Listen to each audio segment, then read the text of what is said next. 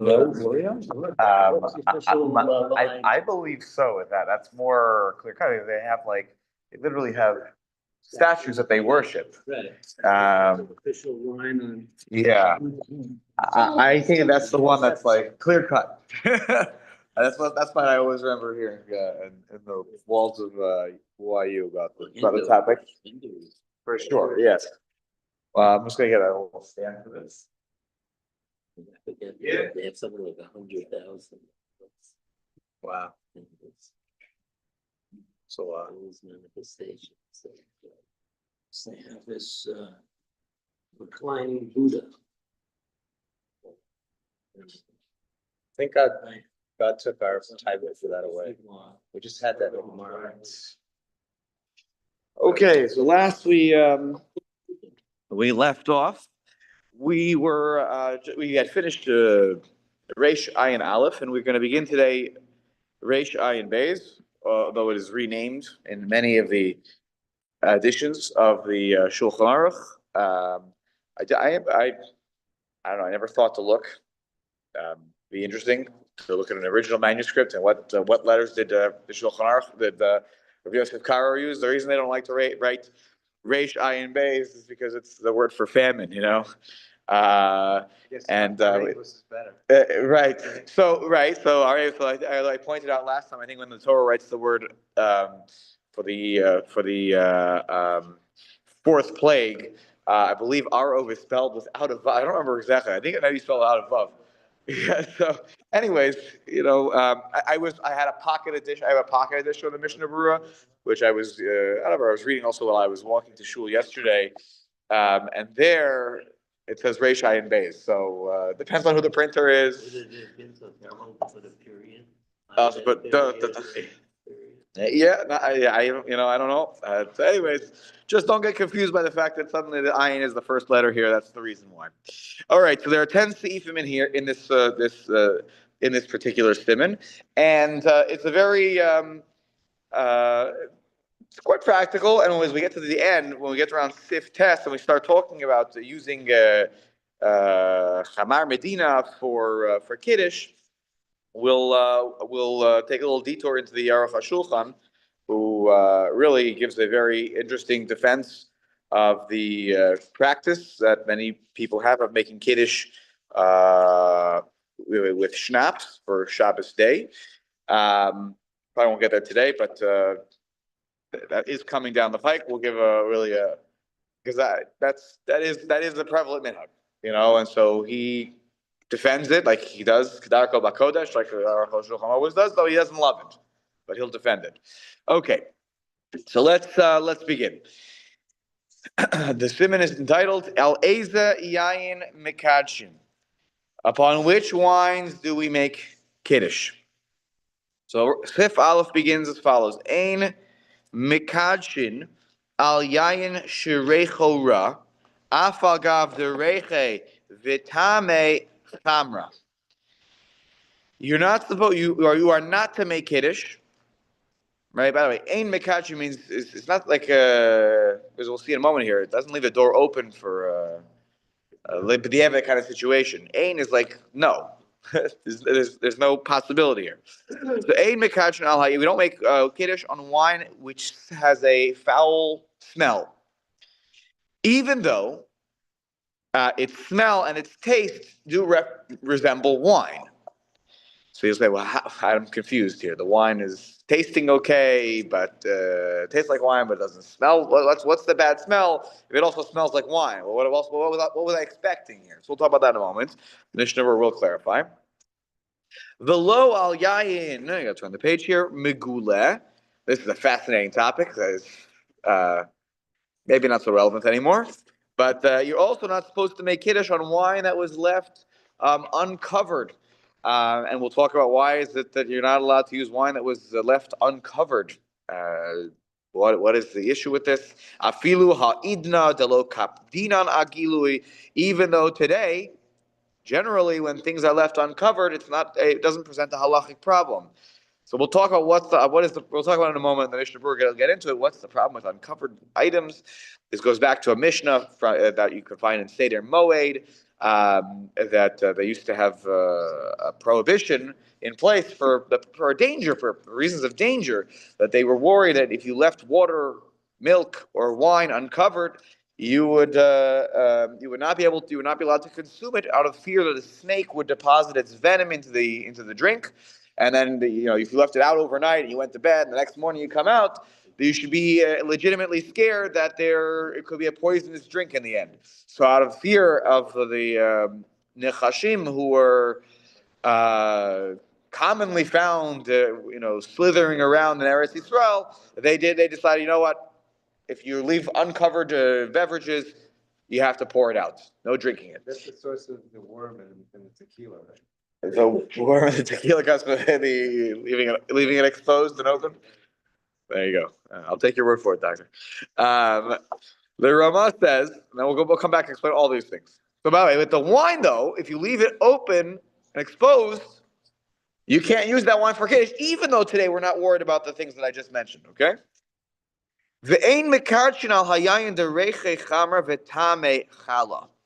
And you're not allowed to make kiddush on wine whose smell is that of wine, but when it comes down to taste, it tastes like vinegar. It's wine that's gone bad. It's I don't know if you've ever experienced that sometimes. By the way, if you have a wine bottle that's just been, you open it a week, 2 weeks, 3 weeks ago, and then you kind of try to taste it, and it just doesn't taste the same as it used to. That's what we're sort of dealing with here. The question is, yes. If you're only going to drink it after you made the kiddush, what happens? So what happens if you did make kiddush on this after the fact? Yeah, so we're going to deal with that in a moment. How would you even know what it tastes like before you make kiddush? So the presumption here is that you know the answer already, meaning the bottle has been opened already. Somebody maybe had a taste of it from Friday afternoon, or It's closed. It's gonna go back. if it's not been, It's really wine. if it's real wine, if it's opened. Oh, for sure. Yeah, correct. So, but let's say, right. So I think that to your question, Hinda, it depends on. I think here we're assuming we know the answer. The interesting question is Tommy asked only was what happens if you don't know? Like, let's say you thought it was okay, you smelled it and it smelled like wine. Turned out the taste is not so good. What do you do after the fact? And I believe that the answer is going to be that. That's not gonna count for kiddush because we'll get to it in a moment. The Mishnah Berurah is going to talk about the bracha we make on. We talked about this many moons ago. At this point, in Siman Reish Daled, we're still in the laws of brachos. That when wine goes bad like that, and you still want to drink it because it's not inedible, but the bracha is not bar priagafen at that point anymore. The bracha becomes shahakol ni'abed varo. So that's not considered wine for halacha anymore. Okay, even though that's what it started as. So you're probably going to have to redo kiddush because it's not considered wine. So I gave away already a little bit of the answer, but let's take a look now at Aleph, Bet Gimel, and Daled in the Mishnah Berurah. Okay, so ve'ein mekachin or ein mekachin sifkat on Aleph. So you're not allowed to make kiddush. Afilu ein lo yayin acher, and this is the case even if you have this foul-smelling wine, even if there is no other wine that's available. I have to go back by the way to that first page if you're, Afilu ein lo yayin acher, afilu b'diavad in kiddush. Even if after the fact I made kiddush, I already did it. I had nothing else. Mashma midivrei haramban shehuva b'beis Yosef lo yatsa. It appears from the citation of the Beis Yosef's words of the Ramban that you wouldn't be Yotzei at all with such a kiddush. The Ayv Be'er Halacha, and then if you look in the Be'er Halacha, he does give some more discussion about this. Actually, a very important concept comes up there, so I'll introduce it to you now. We're going to see it in the next sentence of the Mishnah Berurah, which is Hakrivehu na lefecha techa, which is, I believe, a pasuk from the first chapter of Malachi, if I'm not mistaken, and it's used in the Gemara as the language of how to describe a psul in an issue with wine that's poured on the mizbeach, the nisuch of the yayin, if it's not up to snuff, meaning that there's nothing like you can't make a borei guffin on this wine, but there's something that makes it such that it's not the kind of wine you should be doing as nisuch hayayin for a Kodesh Baruch Hu. Like, come on, if you're going to do something in the mizbeach, it should be the best of the best. Oh, it's wine. It doesn't smell so good, though. I opened the bottle and it kind of, whatever, it's got to... Then don't use that when it comes to doing a mitzvah on the mizbeach. So that kind of a wine, generally speaking, if you're not able to use it for the mizbeach, because of the yisur of hakrivehu na lefechatecha, then you shouldn't use that also. Lo lefechatecha, I think that's the word like less. But let's hold on. I had this on. I looked this up yesterday. Hold on. Here we go. I want to get it right. Here's the Malis Malachi Aleph. It's Pasuk Chet, exactly. Hold on, I'm going to pull up the context also so you can appreciate the full context here. Malachi. Okay, so the Pasuk reads, Tagishun, excuse me, Iver Lisboach Ein Ra. Tagishu piseach v'chola ein ra. So if you present a blind animal to the mizbeach, it's okay, it's not bad, ein ra. And if you present a piseach is lame, or a chola or a sick animal, it's okay, ein ra. Hakrivehu na lefechatecha. Oh, sorry, lefechatecha here. Okay, sorry, means governor. Okay, that makes sense. Governor, right? Hakrivehu na, they translate here. Hakrivehu, you should bring it, just offer it, akrava, lefechatecha, to your governor. Hayirtzecha, will he accept it? Yeah, to like, right, the topic gets thrown in here, to your. Right, so we have, would you... No, he's actually talking about sort of a melech bas adam. Where would you take this in front of a governor? Would right? Hayirtzecha or hayisaf onecha? Will he show you favor? Will touch? Will melech bas adam accept this? Right? So he's basically the Navi is here sort of scolding like, okay, technically it's okay, but would you give this to the governor of the state of New York? Would you give this to the governor, right, of your province, right? What was that? But technically, it's not okay, period. It's not a question of, the governor, So we say that you're not allowed to use this, but when it comes to what was that, like a moon? Correct. So this pasuk becomes used in the Gemara as the idea of, okay, if you're going to use this, would you give this to Kodesh Baruch Hu? It smells bad, right? Technically it's wine by its taste and by its smell, but and you're going to see why it smells bad in a second. It's because of some other source, and it's not right. It's not right. So then lichatchila we try to make sure that anything that's not okay on the mizbech, lichatchila we say is not okay for making kiddush, to not use for kiddush. Maybe the evidence it'll be okay. We'll see, but this is where that phrase just comes from. That's why I wanted to just introduce to you. What we discussed, right? It's not even close. I mean, if I didn't understand this from that source, I would not be right. It's modern Hebrew. Oh, modern Hebrew, yeah. When I was searching this at first, I put in, I got nothing back. Yeah. It sounds from the lashon that it would be a b'diavad okay. So the Ramban thinks for sure not. Anything that he takes a very hardline approach here on this one. Right, correct. That's how he's interpreting the Shulchan Aruch 100%, because it's basing this on the Ramban's interpretation of the Gemara. The Gemara talks about that you're not supposed to make kiddush on such wine where it smells bad.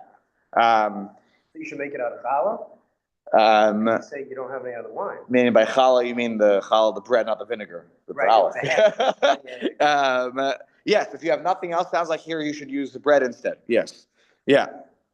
So, that the aleph and hay part is a little confusing, yeah. V'im mutar lahavdil al hayayin kazeh. Now the question is, can you make havdalah on such wine? Here there's a machlokas, but he quotes from the Chidushay of Rabbi Akiva Eger, shmistapek bazeh. The Rabbi Akiva Eger wasn't sure that can you use if it smells bad and you're going to pour that into the becher for havdalah, can you do that? And he says v'linir, and now the Mishnah Berurah weighs in and says v'linir pashut hadavar le'ister. I think it's not okay. If there's a really foul smell of the wine, you shouldn't use it for havdalah either. Kevan she'atamhu mishum hakrivehu na'alefechatecha. Would you give this to Would you give this to the governor? You wouldn't give it to an important official of the king. You would never do such a thing. So don't bring it in front of a Kadosh Baruch Hu for a mitzvah. Right? By the way, it doesn't mean throw it out. It doesn't mean it's not kosher. It doesn't mean you can't drink it. But for the purposes of using it as a mitzvah, that's where this concept comes into play. I love this, by the way. This is such a fun line because we can all relate to this. Sometimes you have a thought, you have a chiddush, you have an idea, and then what happens? It says, Yosef. So I looked in the Sefer the Birkei Yosef. He should cause of shame Sefer Beis Yehuda. I'm not sure where the Sefer Beis Yehuda is. Okay, Birkei Yosef I know, but and he writes, what does he find? I found in the Sefer, and he thought exactly like me. He thought, good, okay. I have a source here that even if it was, by the way, Sheikhar and the Reicha was Ra, then you shouldn't make Kiddush or anything. Mekachin even out, because again, you don't use Sheikhar at night for Kiddush, generally speaking. And even at Havdalah, that you wouldn't even use Sheikhar that smelled foul. Any alcoholic beverages, you wouldn't make Kiddush or Havdalah or anything using that. So he has here confirmation to his own thoughts.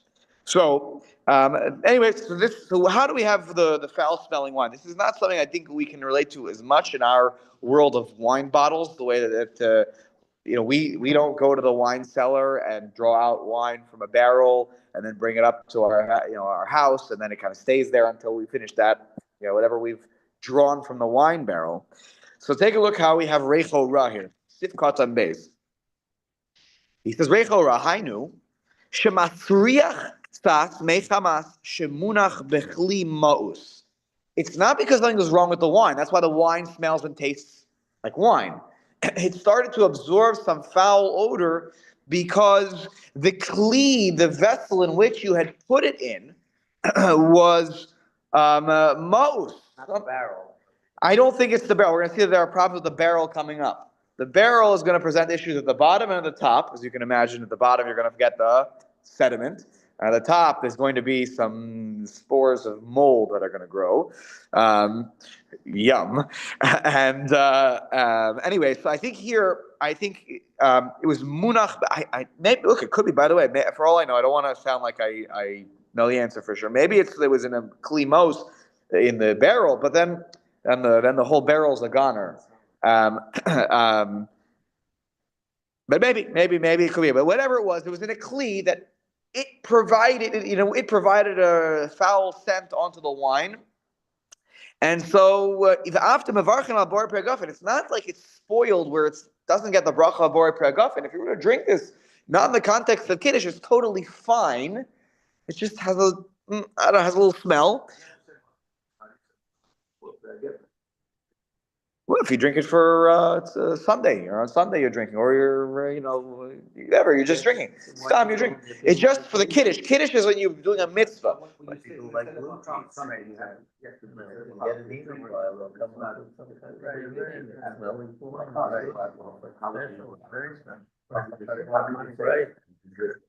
mean, it's not even on the top of the barrel. Because it's not so bad that you wouldn't drink it. It's not that. We're about to deal with that case where it's like, ooh, I take a sip, but this is bad. It's not undrinkable. It's got some odor that's come along with it from the vessel in which it was being stored. And you can imagine it. The way I was picturing this when I was learning this, in preparation was, imagine a decanter, right? Today we have such good standards of how to wash a decanter if you still use that, right? Where, you clean it out, we have dish soap and everything. What their cleaning standards were. And if you had a decanter which had maybe some remnants of old wine, and then you pour this wine in it in the meantime, while you don't want to go to the basement all the time to the wine cellar. Okay, and it sits for a day or two, and it picks up whatever scent from the it was mouse. It was kind of yucky in the decanter. That's how I was picturing it. So it kind of rubs off a little bit, literally, onto this wine, but it's not undrinkable. That I would still make a bar paragraph if I were to drink it, but for the purposes of kiddush, I shouldn't use such wine. It's a mitzvah. I should use the best wine when I go in front of a Kadosh Baruch Hu. So, right? But I shouldn't make kiddush with this wine because of that pasuk that talks about, would you bring this wine in front of the governor? Right? That's not something that would be appropriate. Now.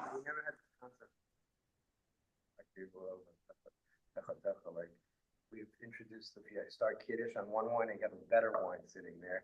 Right. You can make a tova meitiv on that. Right. There's no requirement to have kiddush on the best wine. You know what I'm saying? Like that concept didn't exist in the previous seif. Right.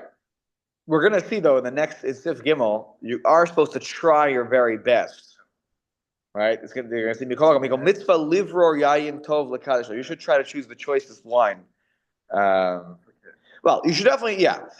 They talk about yayin. You can use yayin matok, and you can use yayin shachor. They do talk about Sif Gimel. There are other wines you can use, but you should try to use the best one.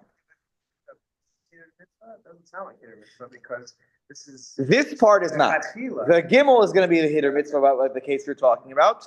Actually, they're going to use the mitzvah, the phrase mitzvah in a mufchar to explain that. Like it's the choicest way to do it, but. In Sif Aleph, what we're dealing with here is really, this seems like it's a psul. It's psul in Kiddush wine. Not that it's not wine, it's just that you can't use this for Kiddush because of this smell. So take a look now. Sorry, just listen to this. I have an extra comment here, which is fascinating. I'm not a wine connoisseur. I'm not an expert at all in wines. Maybe some of you around the table are. I definitely am not. So I'm just going to read a comment here. That is an extra comment in this Dirshu edition, which is an interesting shaila because here this is more practical. V'im derech siso shel yayin zehi. If this is the way you make wine, shemitchila reicho saruach. At the beginning of the process in the making of the wine, it has a little bit of a foul odor. Kegon, he gives an example. Here's the practical piece. She'ose yayin me'inve muscat.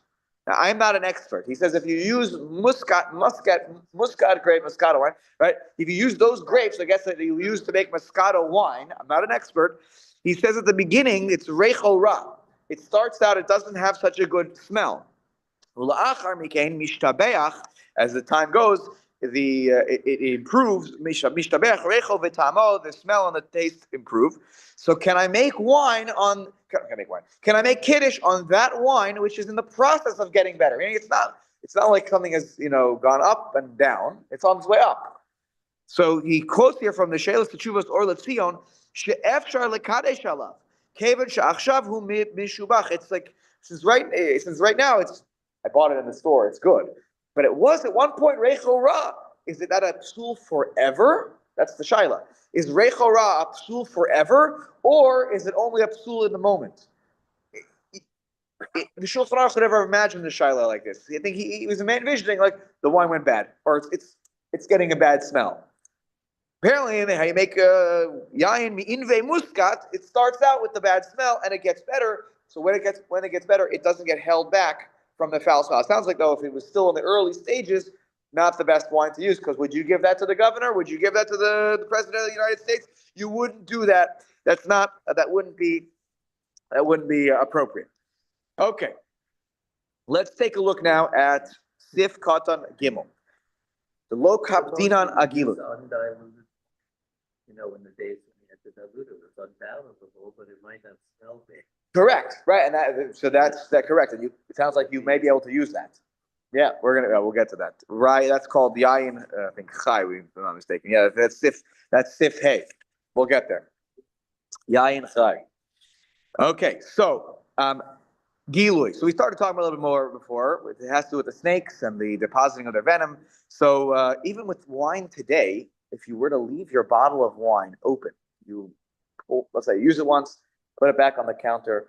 We've all been there, by the way. Like I just can't get the cork back in there, or you messed up the cork in the and then I put it down and I forget to cover it.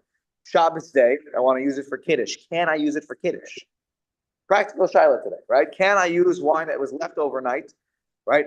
Uncovered and unguarded, right? The whole point was like you were worried about snakes. So if I'm sitting near my bottle of wine the whole time, that's not called gilui. That's just it was open. If I leave it overnight, I go to sleep, and I'm not watching what's going to happen with it. That's when the Mishnah presented that it is a problem. Now, Rabbi, you talk about the snakes or whatever. Aren't we concerned with somebody coming along and adulterating it? Putting something in there that shouldn't be? for the purpose of like avodah zarah, you mean? Yeah. So we're not concerned about that. Interestingly enough, because the you're saying for the purpose of like yayin stam yenam, like with it's non-mevushal wine. Is that what you're thinking Yeah, about? yeah, because they didn't, all of this wine we're talking about that comes from the barrel is not Mavushal. So I think we probably weren't. The Mishnah never raised an issue. I would say the reason probably is because you are able to lock your door at night. Okay? Like the snakes will sneak in through holes and crevices and cracks, and sound like they were as common as spiders, walking around our houses. A person who's not Jewish walking into your house and moving, touching, pouring the wine.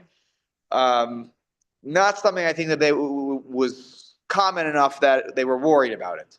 They Saying didn't have I'm household not help. watching. What was They that? didn't, they didn't have household help that they They have lived in. some probably people did, yeah, for sure. The people did, as this week's parsha talked about the laws of avadim. I'm sure there was, although that was an Eved Ivri in the beginning of the parsha. Yeah, but I think that the idea here is that it's when I'm not looking, when I'm going to sleep, when I'm leaving things out and about. It's true that it is possible, and then you might need to be concerned. But here we're assuming that putting the issue aside of stam yenam, if a bottle of wine was left open, apparently, even putting aside that fear, let's say I don't have any household help. No one's hired, or if they come, I was awake when they were around. Then I was in the kitchen. If I leave wine around, it seems like I can't make kiddush on that wine.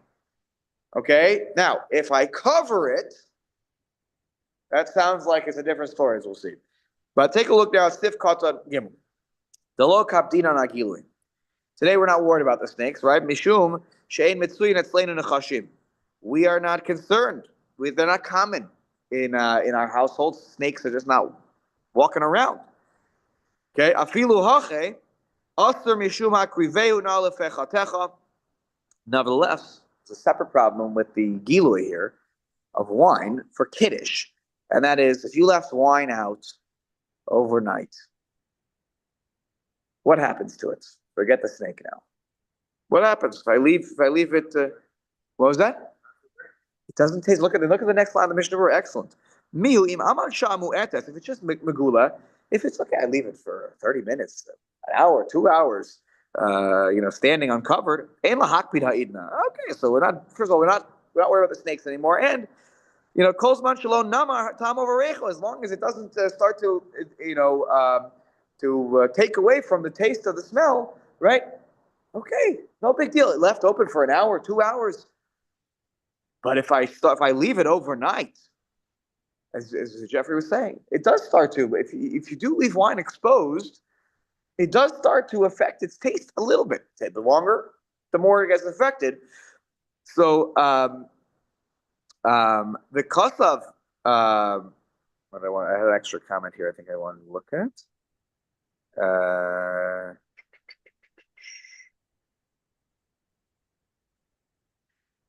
Right. This is fascinating. I'll just point out the Rav Elyashiv So my comments here, it says that L'chatchila Rav Eliashiv wrote, "Sheyesh lahakpid shelo lahashir es hayayin megula afilu rega." He didn't want wine to get even one drop worse.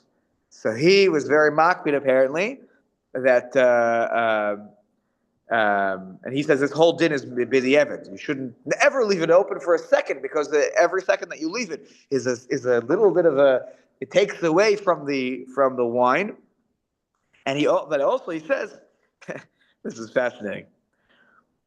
He says, "Prat l'fi mashe kosav pe'as hashulchan." He quotes from the Sefer, the pe'as hashulchan. I guess Rav Eliashiv was concerned. I don't know. Shebe'eretz Yisrael adayin mitzuyim nechashim. This is modern day stuff, by the way. That's very, I don't know. Is that really true that the snakes are sneaking into people's home more commonly in Eretz Yisrael? I don't know. He says, and he goes back to the original gilui a little bit. Okay, I don't know if I've heard anybody who's worried about the snakes anymore today. But nonetheless, the idea is here we shouldn't leave it at all over because it takes away from the taste. The cost of a chay adam to dafka b'makom shahayayin biyoker v'lo kapte kulei hai begilui muat.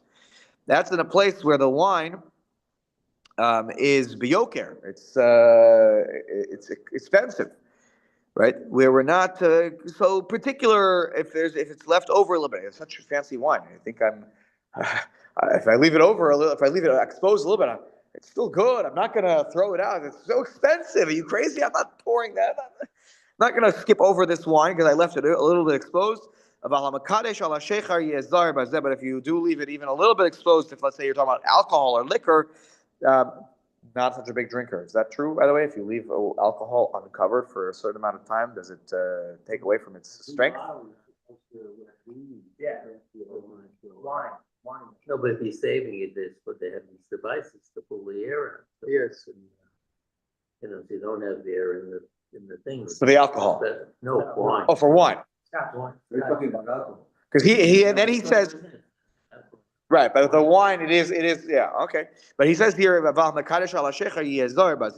you make kiddush on shechars and you leave it exposed for some time, he says you got to be careful about it. I'm not sure. Maybe beer. Maybe. Oh, I guess. Oh, right. The beer. If you leave it open, it does it loses its. It goes flat. Correct. Oh, see, I'm really not such an alcohol consumer. Sorry. Okay. V'nira de ve'ein lo acher ein lahakmi b'diavad gam b'sheicha k'mo b'yayin. But look, if this is all you have, you left the wine.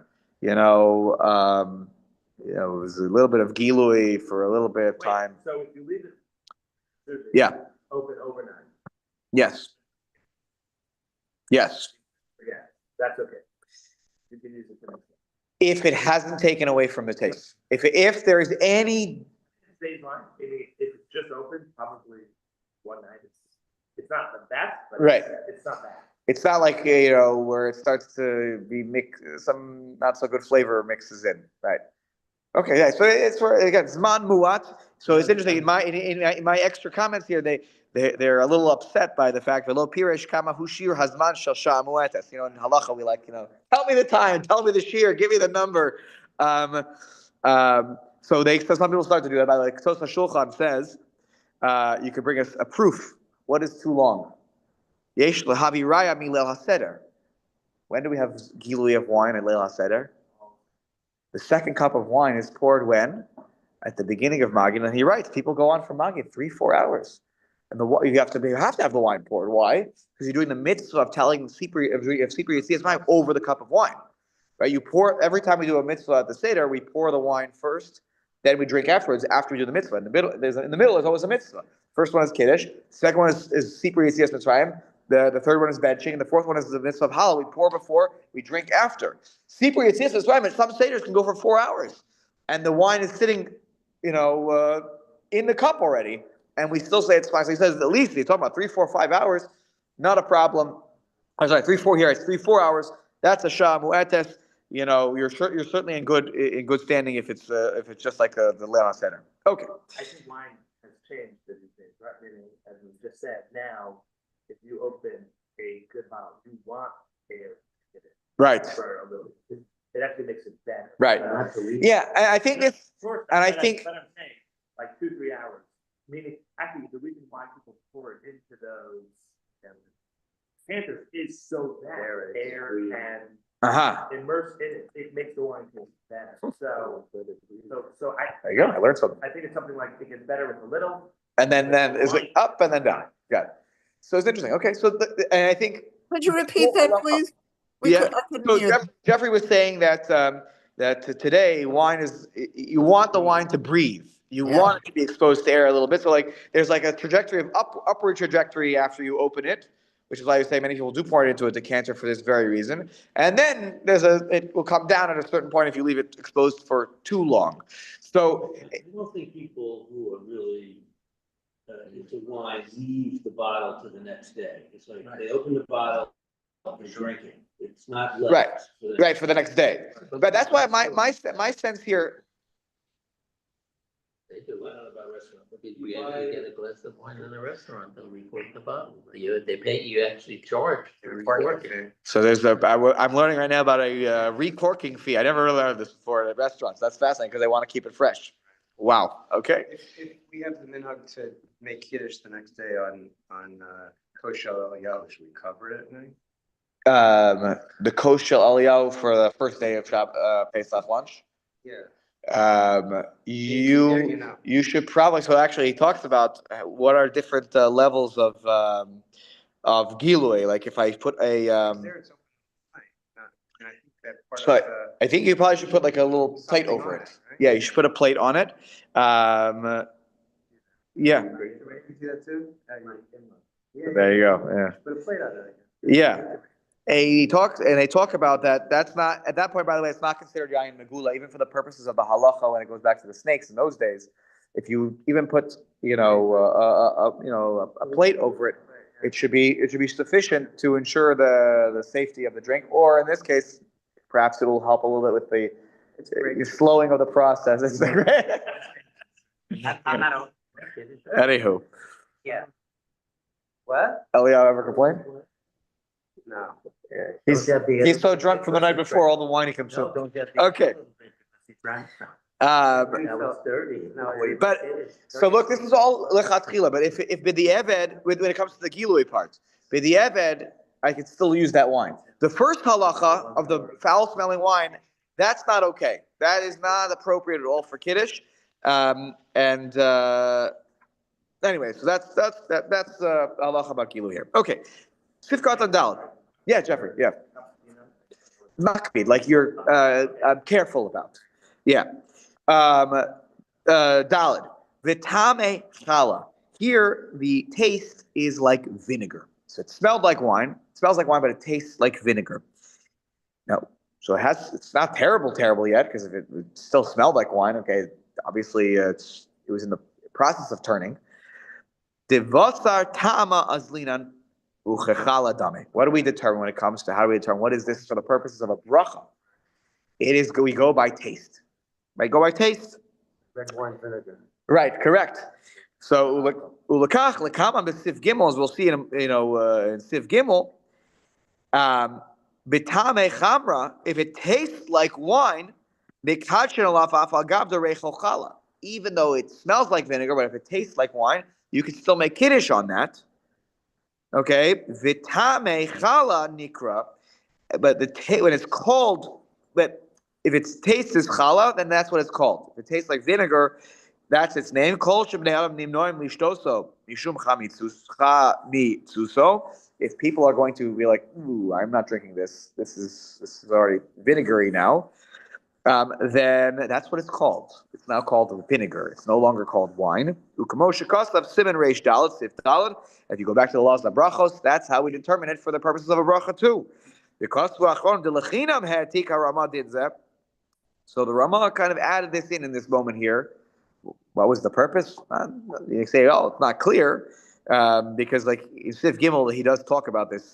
This issue does come up about yayin dereche chala v'tame chamra, and you could figure out this case of the vice versa case of, if he's going to say that yayin by that it smells like vinegar but it tastes like wine, and that's okay still. And you could figure out that the opposite is not going to be okay. But he throws in here bechinam, like kind of just like freely adds it on here. Degam bore priyagofen in mevarchin alav. Kedeisa Sham, as we see over in the Simon Reish Dal, you don't even make Borei Guffin on this thing anymore. It's not wine. It's now red wine vinegar. It's no longer, you can't call this wine anymore. The Cholsha can't shame the Kashin. Certainly I can't make Kiddush on it anymore. If it loses the Borei Guffin, that's the halacha, just vis-a-vis Bracha Rishona on a Tuesday, right? Certainly I can't make a Kiddush on this on Shabbos. Isn't there, I mean, it's a big focus on the pink kiddush, isn't there about brachos in general, if it's something repulsive, you really shouldn't be doing it? But So you if- making kiddush over a fruit that's spoiled and, I mean, a bracha over it, aren't you? So there is a point where I would call it of no return. If food is like totally nifsal from the category of food, and somehow you're still deciding to eat it. But if something is like it's seen better days, it could still be. You could still make kiddush on it. I mean, not kiddush. You can still make a bracha on it, but it's not the bracha that it was once upon a time. So again, like red wine vinegar, I don't take a habit of trying. We have red wine vinegar in a bottle for cooking. I don't make a habit of trying to taste it, but if someone were to take a taste of it, you would make shahakol. You wouldn't make borei pri hagafen on that. Usually these situations you don't end up making the bracha because you don't eat it. But if your person was desperate, where it was no longer ripe anymore, and so and what else do I have to eat? It's still edible. Then you make a shahakol instead of what bracha it really deserved. Still make a bracha. Yeah. Those are things that are like really not supposed to be making bracha. Right. Well, if it's spoiled, if it's really spoiled, then you shouldn't. I was going to finish up with Sif Bays here, and then we'll. There are a couple of comments, very short comments here. So this is interesting. Yayin migito, Sif Bays. Yayin migito. Anyone know what a gat is? A gat is the wine press where it's freshly made. Okay, and then we'll see a very important discussion about grape juice in a moment here. So yayin migito mekachin alav. So if you go to the wine press, correct. You go to the wine press and you go collect freshly squeezed grapes. So you go ahead and make kiddush on that. Yayin migito is not quite strong from it hasn't had a lot of time to ferment. So it's perfectly fine. Take a look at Sifkat and Hay for a second. And then we'll go back upstairs in a moment. Yayin migito, umikol makom, mitzvah min amuvchar b'yayin yoshan. Better, this is what you all were just talking about, let the wine age and breathe, and I'm not an expert on these things. That's better. It's a mitzvah min ha-muvchar though. It's the choicest way to do the mitzvah. But it doesn't mean that the other way is a problem. Yayin migito is mutter. Age. Right. What does it mean, Yayin Yoshan? Yayin Yoshan means literally 40 days, the amount of time Moshe Rabbeinu spent on Har Sinai. Once he hit 40 days, I'm not an expert at all. They could be basing this on Metzius that I'm not holding it. But apparently once you get to 40 days, now it's Yayin Yoshan. That's the best kind of wine. I don't know. Is that anyone's experience? Okay. More than 40 days, right? Okay, well, there you go. That's the halachic definition of aged wine. So let's go back up on top. Now, most interestingly, for my purposes, I use grape juice a lot, and I think a lot of us use grape juice in some contexts, in one or another.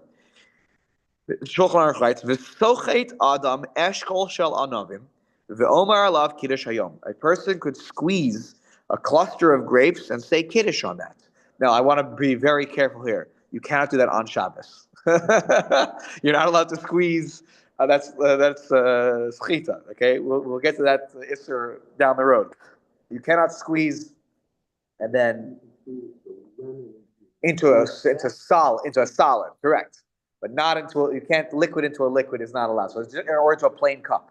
So you can't take grapes and go into and then all the juice comes out on Shabbos. You can't do that. Steve is absolutely right. When we get there, if you want to add lemon juice to your salad, that way you have to be very careful about how you do it. The process matters. If you want to do it, you can't squeeze it first into a liquid. Right? That's part of a mixture of a salad dressing. You would have to put it directly into the salad. You could do that. You could squeeze a lemon right over the we'll talk about that all when we get to the issues of schita. Right now, we're still on Friday night in this in the order and the sequential thing. When we get to the meal soon, right? We have to get past the challah, and then we get to the meal, and we'll talk about all the issues that can come up. So, anyways, Sivkat Vav v'sochet Adam bazeh ashmu'inan revusatve. What is the extra part here? I thought the first part of this is the same thing. The wine that's pressed is pretty new. So the chiddush of this is that this is like extremely fresh. I literally just squeezed it, and I'm going to make kiddush on it. That's even fine. The yayin migito, okay, they were just producing it. It could be the last 10 days they made it. They haven't shipped it out yet to the stores yet. So that's 10-day-old wine. This is freshly squeezed. These are freshly squeezed. Even that you can make it. That's what's a ravusa. It's adding an extra layer here. Even though it's totally new. It's like it was just freshly squeezed right before Shabbos. So such a wine such a grape juice is okay. Even so, it's mutter to make kiddush on this. Now, why? It's a big shaila. Why is this okay? It's okay, but why is it okay? So I'm going to read a little bit from my Beurim Musafim, because they quote a lot from Rav Shlomo Zalman Auerbach, who is a very important. I actually remember learning with Rabbi Weider for a time after I had finished smicha. He had like some of the alumni of the shir. We on Zoom. We kind of got together and we learned a little bit. So he chose to do the shilos and shuvos of Rav Shlomo Zalman Auerbach. At a certain point, it stopped. I don't remember if it was COVID, or whatever. But one of the early simanim, early discussions that Rav Shlomo Zalman Auerbach has in his sefer is about the topic of grape juice and its the permissibility of grape juice. Can you use grape juice for all sorts of things? It's a big question because people use it for the arba kosos on Pesach, kiddush. By the way, if you ever look on the hashkacha on like kedem grape juice, you ever see what it says? It'll say, oh, you kasher lepas, kasher lekiddush u'ladalad kosos. Right? They give a hashkacha. You could use this for kiddush and the 4 cups of wine at the seder. Why are they writing that? There is a little bit of question about it, and they're trying to tell you that it's okay. So I'm going to read a little bit here, and then we'll stop for the day. But just a little bit of discussion on grape juice. So when is it okay to make kiddush on this freshly squeezed grapes?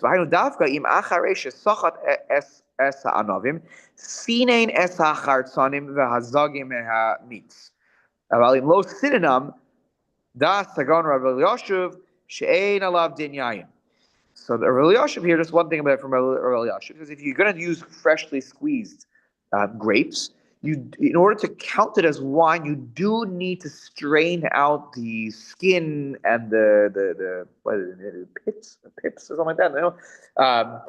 You got to make sure it's just the juice. Okay, so you're straining everything. Otherwise, it doesn't have a din of yayin yet. Ukamosha Koslav Shulchan Aruch, as the Shulchan Aruch talks about in a different context about non-Jews who are asering wine. So the question that was asked earlier, it's not called wine until the skins and the pips are removed from it. Okay. Any grape product, even not just the wine, they can't have the skins or the correct. Nazir can't have any of that. For a Nazir, it doesn't matter. Any grapes. Yeah, white wine. We're going to talk about white wine actually next week. But assuming it's mutter to use, any grapes is an issue. Now take a look at this. It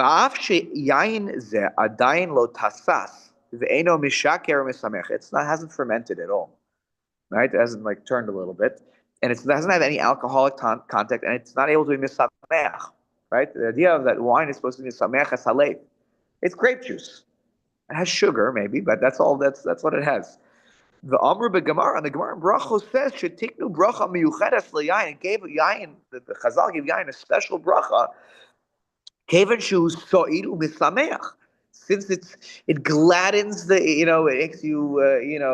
makes you it gladdens the heart. So Bi'er Hagaron Rav Shlomo Zalman Auerbach in the Minchas Shlomo in Siman Daled, he writes in Chelek Aleph Siman Daled, he writes Shekevan Shiroi Huliyos Mis Yayin Mis Shemisameach Lachar Hatsisa. Since the wine, this particular wine, the grape juice, could turn into something that was wine later on and could gladden the heart. Ukvar me'ata roihu l'shesiyah. Now you can't drink it in its current state. Chal alav shem yayin miyad. Since it has the potential to be misamech and is drinkable now, it's still called yayin from the outset. Le'inyan bracha v'kiddush. So how do you use grape?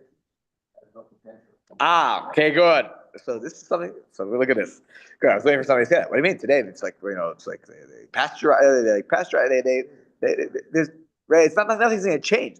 This grape juice is not going to turn into wine one day. It is cooked. It's boiled. It's done. So V'shelos and Chuvos Shevet Halevi. The Shevet Halevi in his Shelos and Chuvos Kasav, he writes, Shila Inyan Kiddush Kosher Gam Yayin She'eno Misameach. Shevet Halevi writes that using Kiddush, using wine that cannot be Misameach, is still kosher. Kevan Shehu Mi Pri Hayayin. Sorry, Pri Hagefen. So this is from the fruit of the vine. It's the Torah Yayin Alav, and it comes from the wine, the velt of the wine. It's the wine velt. It has the Torah's yayin alav. Only when it comes to nisuch, when you talk about the pouring wine libations on the mizbeach, okay, then the standard is a little.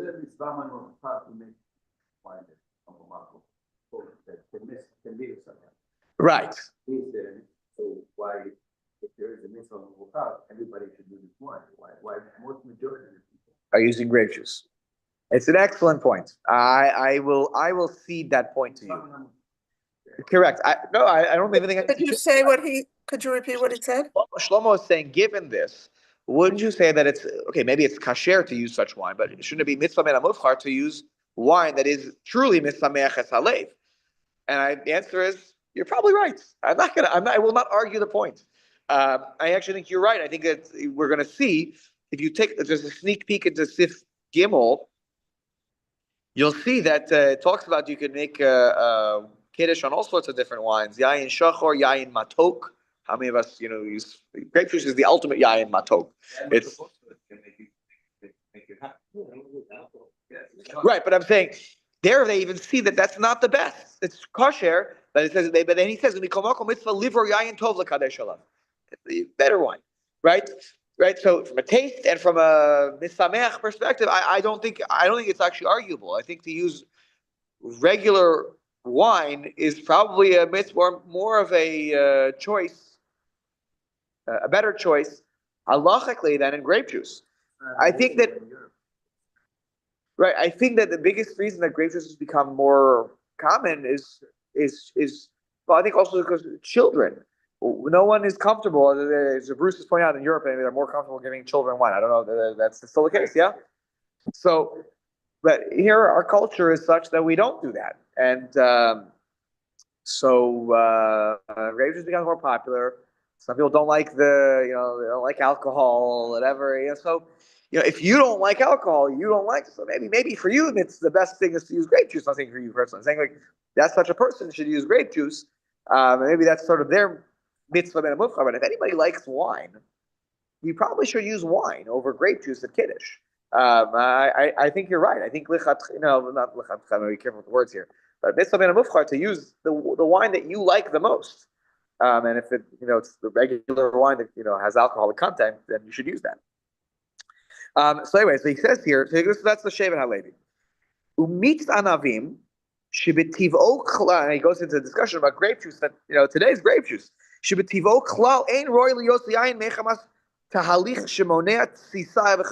literally take away the possibility of it fermenting and becoming alcoholic. That we just quoted from the Shevet Halevi.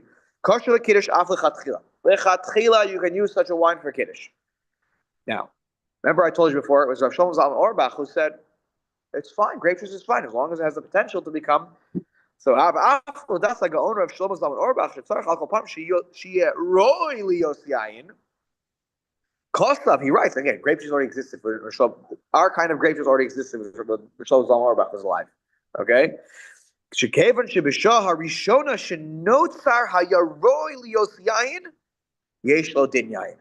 Since at the very beginning, when the wine was created, it did have the possibility to turn into wine that is fermented and alcoholic content and everything. It has a din yayin on it.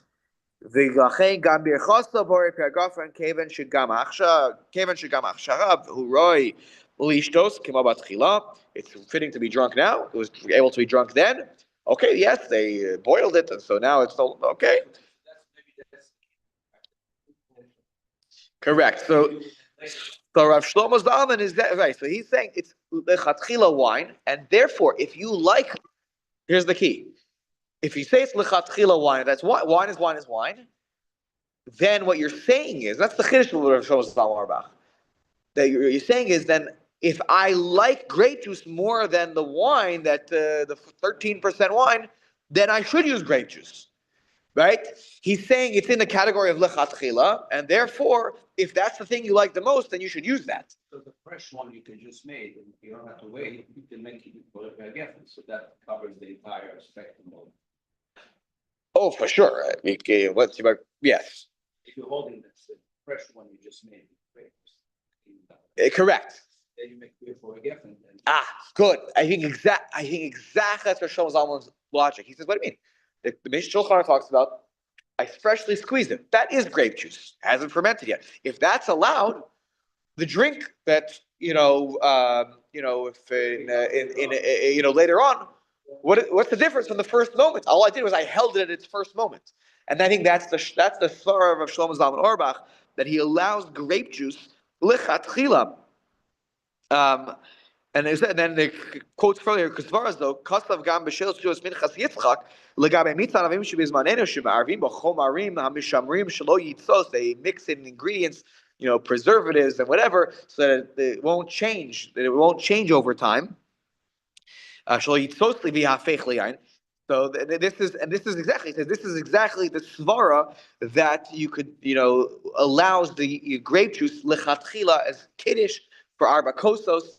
This is you have to hold of Rav Shlomo Zalman Auerbach's thought process that since at the first moment it was possible to be drunk like that, and it had no alcohol content. So even though later on it doesn't change because you've done something to it where you made it impossible, nonetheless it's still okay. But we should know, just to be intellectually honest here, Meidach Rav Elyashiv writes in his halachos. She'ein lo din yayin. He writes this, I think, in the Shus Yitzchak Pesach. Right? Okay. She'ein lo din yayin. Has not have a halacha. Grape juice does not have a halacha of wine, status of wine. Kevan shehayom eno ra'oi lios yayin. Because he says no, it needs to be able to change. Says Rav Elyashiv. If it can't become wine, then they never talked about boiling it in the Gemara. They talk about freshly squeezed. They didn't say, and then you boiled it. So therefore, he argues and says no, and then he actually says. So much so that he says, he thinks you should make a shahakol on grape juice. This is Rav Elyashiv. That's what we passed, right? We had the bracha be this last week.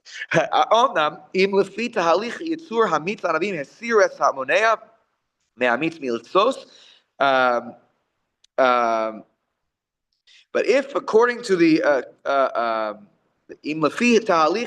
according to the Yitzur, the creation, the process of the creation of the grape juice, there is removed. If